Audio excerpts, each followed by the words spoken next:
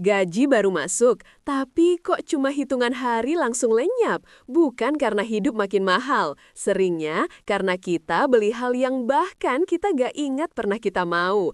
Ini bukan soal uang yang kurang, tapi soal pengeluaran yang gak sadar. Kita sering bilang ini penting, padahal sebenarnya cuma pengen. Kebutuhan bikin hidup berjalan, tapi keinginan kalau nggak dikontrol bikin hidup berantakan.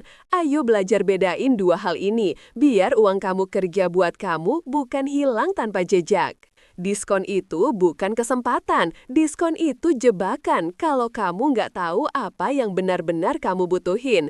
Ingat, barang murah tetap bikin dompet kamu bocor kalau kamu nggak butuh dari awal. Kadang kita bilang, udahlah yang penting bahagia. Tapi coba pikir lagi, kopi mahal ini beneran bikin bahagia? Atau kita cuma ikut-ikutan biar kelihatan normal? Bahagia itu nggak selalu harus dibeli. Kadang kita cuma ketukar antara butuh tenang dengan butuh menghabiskan uang. Kita bangga sama hasil kerja keras kita, tapi lucunya gaji itu sering hilang sebelum sempat dinikmati. Bukan karena gajinya kecil, tapi karena pengeluarannya nggak sadar. Kalau tiap bulan uang habis duluan, apa masalahnya di gaji atau di pilihan kita? Diskon itu kelihatannya rejeki, padahal buat banyak orang itu jebakan yang paling halus. Barang yang dari awal nggak kita butuhin, meskipun diskon 70%, tetap bikin kita rugi 30%. Pertanyaannya, kamu lagi hemat atau lagi terhipnotis? Banyak orang ngerasa selama masih bisa bayar berarti itu kebutuhan. Padahal kemampuan bayar itu bukan alasan buat asal beli. Bisa bayar cicilan nggak berarti barang itu prioritas.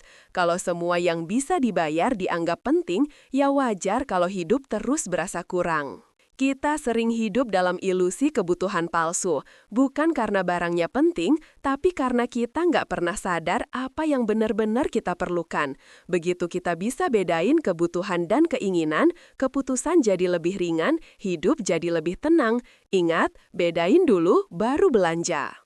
Kebutuhan itu hal yang kalau nggak dipenuhi, hidup kamu benar-benar terganggu. Bukan soal mahal atau murah, tapi fungsinya. Kamu butuh makan, butuh transport, butuh tempat tinggal, butuh komunikasi dasar. Ini pondasi hidupmu. Keinginan itu hal yang pengen kamu punya, tapi kalau nggak kamu punya, hidup tetap aman. Enak? Iya. Seru? Iya. Wajib? Enggak. Dan disinilah sering terjadi kaos.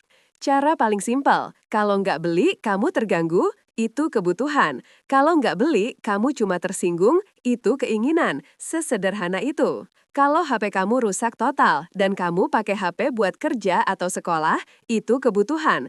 Tanpa itu, hidup dan pekerjaanmu terganggu. Tapi kalau HP kamu masih bagus, cuma kameranya kurang estetik buat konten, itu keinginan, bukan wajib, bukan prioritas. Kebutuhan datangnya pakai logika, tapi keinginan datangnya pakai emosi. Makanya, yang cepat menang biasanya keinginan, bukan kebutuhan. Sebelum beli, tanya satu hal ini, saya beli fungsi atau saya beli gaya? Kebutuhan itu fungsi, keinginan itu gaya. Begitu kamu bisa bedain kebutuhan dan keinginan, mindset kamu langsung berubah. Kamu jadi lebih bijak, lebih hemat, lebih tenang. Dan yang paling penting, uang kamu mulai bekerja buat kamu, bukan hilang tanpa jejak. Gue mau kenalin dua orang, Andi dan Sari. Dua-duanya kerja di tempat yang sama, gajinya juga sama, tapi anehnya hidup mereka beda kayak langit dan bumi. Karena masalah keuangan itu bukan cuma soal angka, tapi soal kebiasaan. Begitu gajian cair, Andi langsung check out keranjang belanja yang udah dia isi dari seminggu lalu. Sari, dia mulai dari pertanyaan apa yang benar-benar penting bulan ini. Hari gajian sama, tapi cara menyambutnya beda. Minggu pertama, Andi masih senyum-senyum, gaji masih banyak, pikirnya. Tapi Sari santai, karena kebutuhan udah dipisah. Dia belanja keinginan, tapi cuma yang udah direncanakan.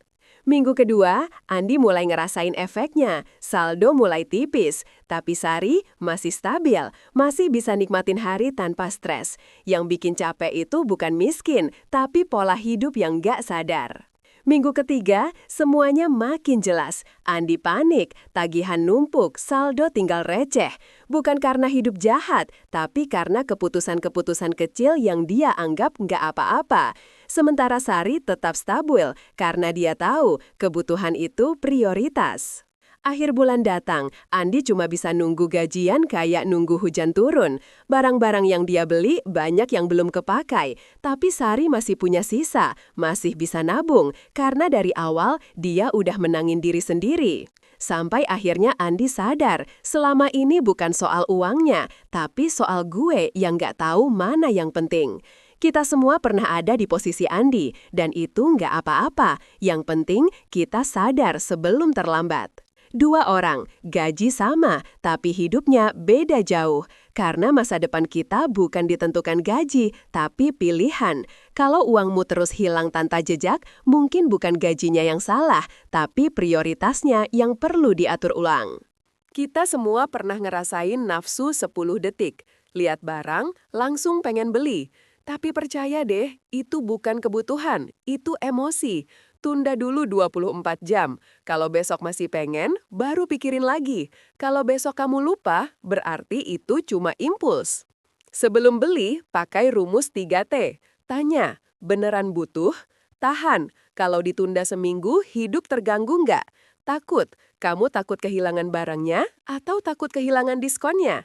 Jangan salah, diskon sering lebih menakutkan daripada kebutuhannya sendiri. Sebelum beli yang baru, cek dulu barang lama kamu.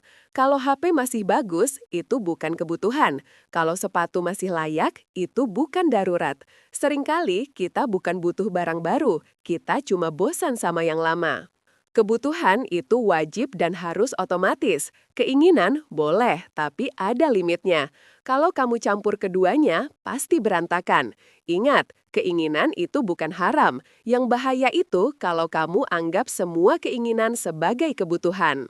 Skill pertama menuju kebebasan finansial itu sederhana. Bedain dulu apa yang kamu butuh dan apa yang cuma kamu pengen. Kayak Sari, yang tenang tiap akhir bulan bukan karena gajinya besar, tapi karena dia menang lawan dirinya sendiri. Uang menentukan pilihan, tapi pilihan kecilmu setiap hari menentukan masa depanmu. Kita sering bilang, uang gue kurang. Padahal seringnya bukan uangnya yang kurang, tapi cara kita ngambil keputusan yang salah. Kekacauan finansial itu 20% soal nominal, 80% soal mindset.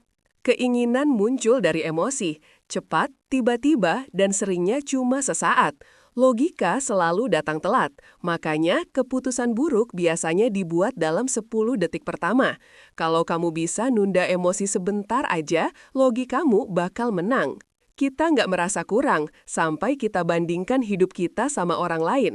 Lihat HP teman, HP sendiri jadi jelek. Lihat outfit orang, lemari sendiri terasa kosong. Kamu bukan kurang, kamu cuma kebanyakan pembanding. Orang sering bilang, gue miskin, tapi ada dua jenis miskin. Miskin struktural, karena hidup berat, beban banyak. Miskin kebiasaan, karena keputusan salah yang diulang tiap bulan. Miskin struktural itu kenyataan, miskin kebiasaan itu pilihan. Banyak pengeluaran kita bukan buat hidup nyaman, tapi buat jaga ego. Beli barang biar kelihatan keren, nongkrong biar dibilang gaul, upgrade HP padahal dipakai cuma buat scroll. Ego itu mahal, dan yang kamu bayar adalah masa depanmu. Kunci pengendalian keuangan itu bukan di rekening, tapi di dialog internal. Kalimat yang kamu ulang ke diri sendiri, itu yang akhirnya jadi kebiasaan. Orang yang merdeka finansial bukan yang nggak pernah tergoda, tapi yang bisa mengendalikan dirinya sendiri. Mereka mikir sebelum beli, mereka tahu mana kebutuhan, mana keinginan. Mereka bahagia dengan apa yang mereka punya, sebelum nambah yang baru. Kaya itu bukan tujuan, kaya itu efek samping dari mindset yang benar. Kita sering bilang, minggu ini gue mau hemat, tapi hari Senin hemat, hari Selasa goyah, hari Rabu jajan.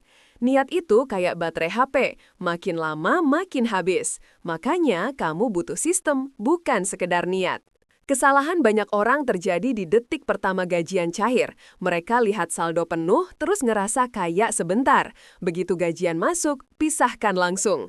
Kalau kamu nggak ngatur uang di hari pertama, uangmu yang bakal ngatur hidupmu di hari ke-20. Metode amplop digital itu sederhana tapi ampuh. Setiap amplop punya tujuan jelas. Kalau amplop hiburan habis, ya sudah, itu tanda berhenti. Amplop bikin kamu sadar, yang habis itu budget, bukan hidupmu. Kebiasaan paling keren dari orang kaya bukan investasinya, tapi otomatisasinya. Kalau semuanya otomatis, kamu aman walau pikiranmu lagi kacau. Jangan andalkan ingatan, andalkan otomatisasi. Uang bocor itu bukan karena satu pengeluaran besar, tapi pengeluaran kecil tapi sering. Kamu nggak harus hemat banget, tapi harus punya pagar. Kalau uangmu tanpa pagar, ya kabur. Mayoritas orang stres lihat keuangan karena baru sadar waktu uangnya habis. Padahal cuma butuh 5 menit seminggu buat cek sisa pos, bocor, dan penyesuaian. Cuma 5 menit, tapi nyelamatin 30 hari hidupmu. Kita semua manusia, kadang capek, kadang goyah. Dan saat itu sistem menyelamatkan kamu. Bahkan kalau kamu lagi nggak stabil, uang pentingmu tetap aman. Sistem itu kayak sabuk pengaman, nggak selalu kamu sadari butuh, tapi selalu menyelamatkan. Kalau video ini bikin kamu belajar sesuatu, klik like dulu. Itu gratis, tapi efeknya besar. Biar YouTube tahu kalau konten edukasi kayak gini penting. Subscribe ya, biar kamu nggak belajar keuangan sendirian. Di sini kita tumbuh pelan-pelan, tanpa judgement, dan sama-sama menuju hidup yang lebih sadar uang. Dan jangan lupa share video ini ke temanmu yang uangnya suka bocor halus tiap bulan. Karena belajar finansial itu lebih enak kalau bareng-bareng. Sadar keuangan, karena masa depan nggak nunggu siap.